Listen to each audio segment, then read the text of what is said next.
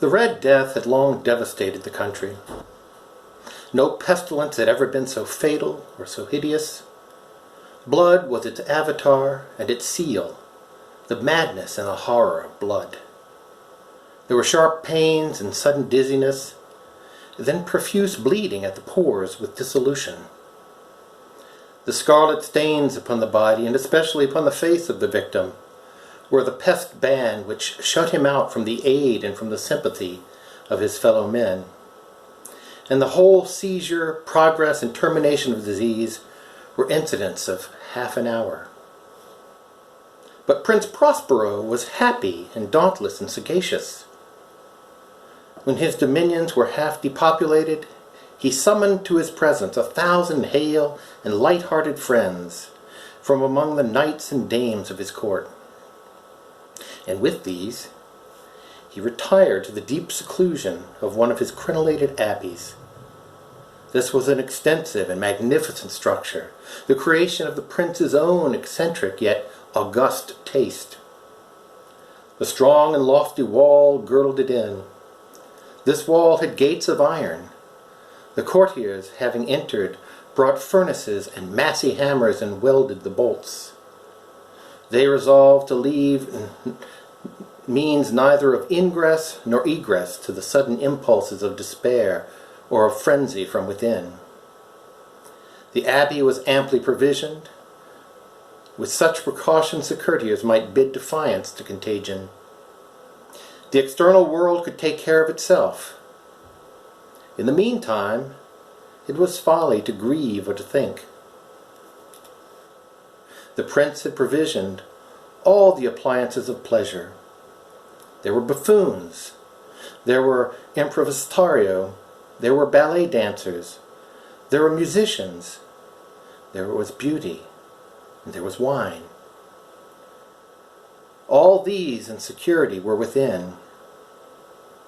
Without was the Red Death.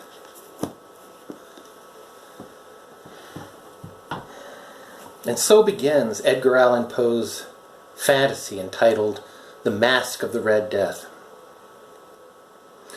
It's a tale of macabre that Poe wrote in 1842. And he first published in Graham's Magazine. It earned the writer $12. And that doesn't seem like much considering a nice copy of the magazine would bring closer to $1,000 today. But Poe made $12, which in today's currency would be worth about $380. But that still wasn't much for a story that many a high school student must read in their American literature class. At least that's where I first read it.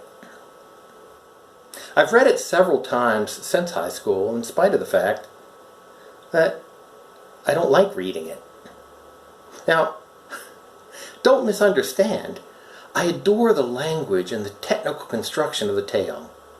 And there's plenty of character development as Prince Prospero and all of the other characters develop from living to dead over the course of the narrative. But I don't like the way the story ends. I never have.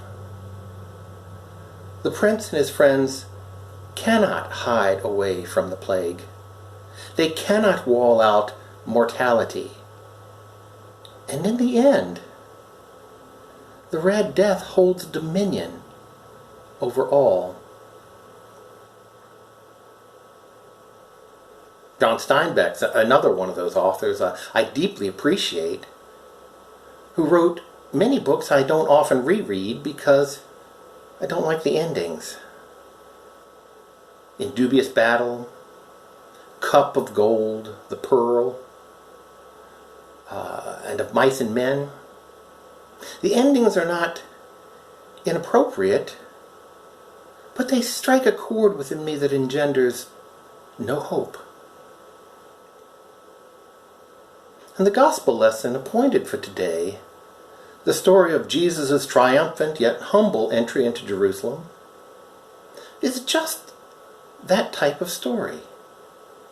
It begins in treachery, and it rises to triumph, falls to betrayal, justifies condemnation, and ends in judicial murder and despair.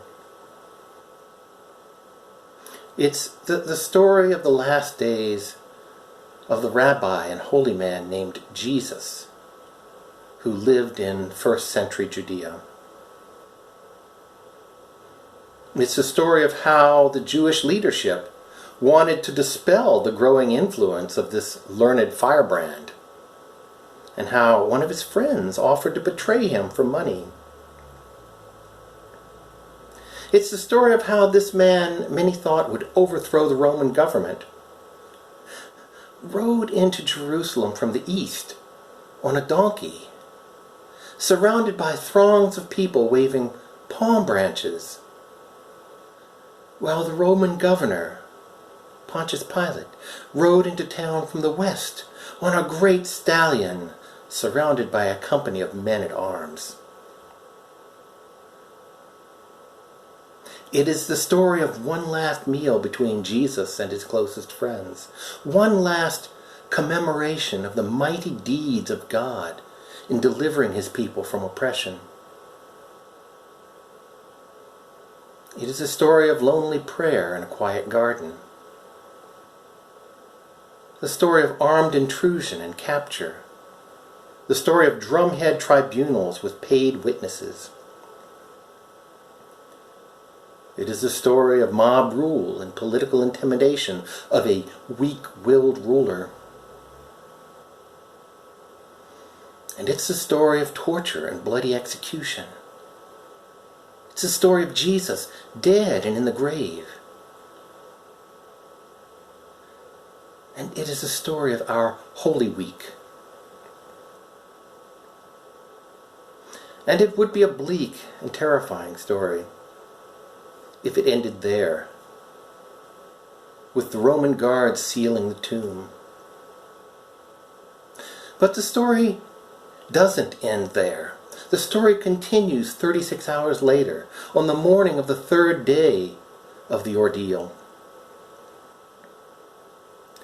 Jesus' friends came to the cemetery and found the grave open and Jesus gone. And just as the devices of man could not keep the Red Death from entering Prince Prospero's abbey, neither could the devices of man or hell stand against the sacred life that flows forth from the incarnate Word of God. That same sacred life that is yours and mine.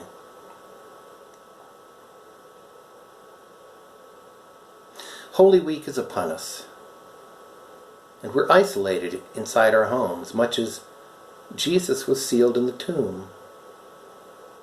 But we must not lose heart, because the story is not over. We too shall emerge from death and the darkness of uncertainty and hopelessness. We too shall emerge into new life and new hope. And when that happens, whether in a month or a year, what an Easter that will be. And for that, thanks be to God.